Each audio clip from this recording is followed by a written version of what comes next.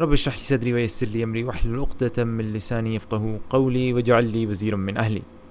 اچھا، جو میں آپ کو دکھانے لگا ہوں کہ ایک تو یہ کہ قرآن کے اندر کس طریقے سے ایک میسیج کو یونیورسل بنایا، اور کس طریقے سے قرآن کے اندر جو الفاظ ہیں وہ اپنے کانٹیکسٹ میں بھی بہت اچھے طریقے سے بیٹھتے ہیں. تو جو ایک چھوٹی سی مثال میں آپ کے سامنے اس ویڈیو میں رکھ رہا ہوں، یہ سورہ یونس سورہ نمبر 10 کی آیت نمبر 17 ہے. اگر آپ اس کا ترجمہ پڑھیں اعوذ باللہ من الشیطان الرجیم، پھر اس سے بڑھ کر ظالم کون ہوگا جو ایک جھوٹی بات گھڑ کر اللہ کی طرف منسوب کرے یا اللہ کی واقعی آیات کو جھوٹا قرار دے، یقیناً مجرم کبھی فلاں نہیں پاس.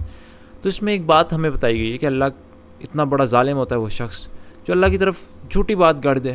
ٹھیک ہے، کوئی اللہ کی طرف جھوٹ گڑھنا اور پھر یا اللہ کی آیات کو ہی جھوٹا قرار دینا، اور ایک یونیورسل بات ہے. ٹھیک ہے، لیکن اگر میں آپ کو اس سے پچھلی آیت نمبر 17 تھی آیت نمبر 15 کا ترجمہ پڑھوں تو آپ یہ دیکھیں کیا آیت نمبر 15 کیا کہتی ہے.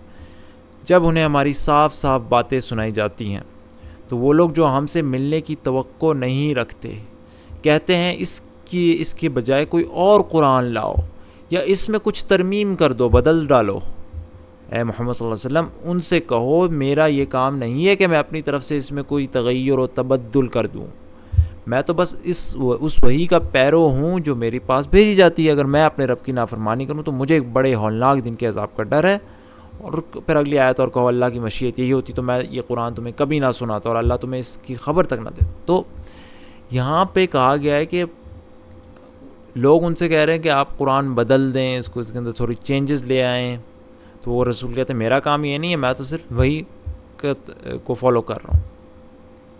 اس مناسبت سے ایون دو یہ جنرل بات ہے کہ اللہ کی طرف جھوٹ نہیں گڑھنا اور اللہ کی آیات کو نہیں جھٹلانا، لیکن آپ دیکھیں قرآن کے اندر الفاظ کا جنرل بات بھی کرنی ہے تو اس کے کانٹیکسٹ میں رکھی اور کہا اس سے بڑھ کر ظالم اور کون ہوگا جو ایک جھوٹی بات گڑھ کر اللہ کی طرف منسوب کرتے ہیں. یعنی کہ اللہ صلی اللہ علیہ وسلم گویا کہہ رہے ہیں کہ اگر میں اللہ پر جھوٹ باندھوں، قرآن کو بدل دوں یا اپنی طرف سے کوئی قرآن پیش کرنا شروع کر دوں وہی کے علاوہ، تو مجھ سے بڑھ کر ظالم کون ہوگا. اور اگر تم لوگ اس قرآن کو جیسا وہ ہے اسی طریقے سے ماننے سے انکار کر دو اور اس کو ان آیات کو جھوٹا قرار دو تو تم سے بڑھ کر ظالم کون ہے کہ تم اللہ کی آیات کو جھوٹا قرار دے. سبحان اللہ.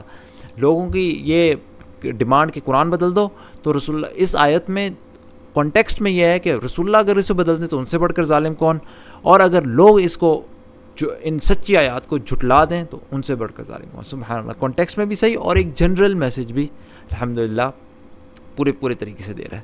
تو یہ میں نے اس لیے بتایا کہ عموماً ہم قرآن کی آیات پڑھتے ہیں اور پاسبل ہے کہ ہمارے ذہن میں آئے کہ یار بیچ میں اللہ تعالیٰ ڈسکنیکٹڈ آیات آ رہی ہیں جن کا آپس میں ربط نہیں بن رہا. لیکن اگر آپ تھوڑا سا سوچیں، تفکر کریں تو اللہ تعالیٰ نے صرف ہمیں اوپر سے وحی نہیں دی، ہمارے اندر بھی ایک دماغ رکھا ہے کہ ہم سوچ سکیں گے کہ الفاظ کیا ہیں. تو اللہ تعالیٰ ہمیں قرآن کی خوبصورتی ہمارے اوپر مزید کھولے. سبحانک اللہم و بحمدک اشہد ان لا الہ الا انت استغفرک و اتوب الیک.